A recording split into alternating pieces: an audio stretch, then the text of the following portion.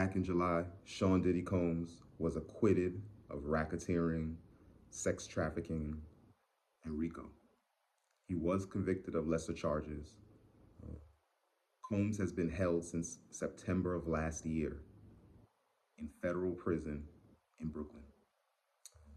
It's been a circus, a long ordeal, but after a trial that lasted over 7 weeks, had 34 witnesses, including his ex-girlfriends, ex-employees, business representatives, partners, and a host of other characters, Diddy has been found not guilty of the most serious charges. He still, however, faces 2 counts of prosecution for sexual trafficking.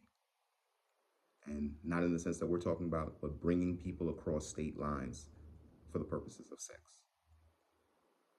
So you can call that prostitution. The buyer is the one here facing charges. Each count holds 10 years on the maximum. At minimum, he could be let go with time served. Many experts expect it to go from 14 to 21 months up to 51 to 61 months. So he could be facing a sentence of 5 years in prison. And that's if the judge does decide to give him the maximum, which is 20 years, and that's what the prosecutor's office is asking for.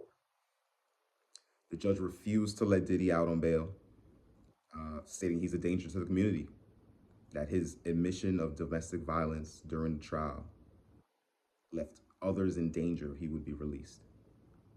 Diddy's family has been supporting him throughout this whole time, and his sentencing is coming up on October 3rd.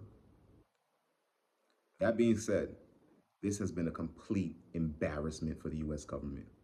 There's always rumors, there's always talk of the federal government have a 99% conviction rate, and that causes people to take plea deals, and it also causes people to, what is commonly known as snitching, to tell on others. So this has been a blow to the government, and the federal prosecutor who's in charge of Diddy's prosecution, she has been fired. This is a woman who was the head of prosecution against Jeffrey Epstein.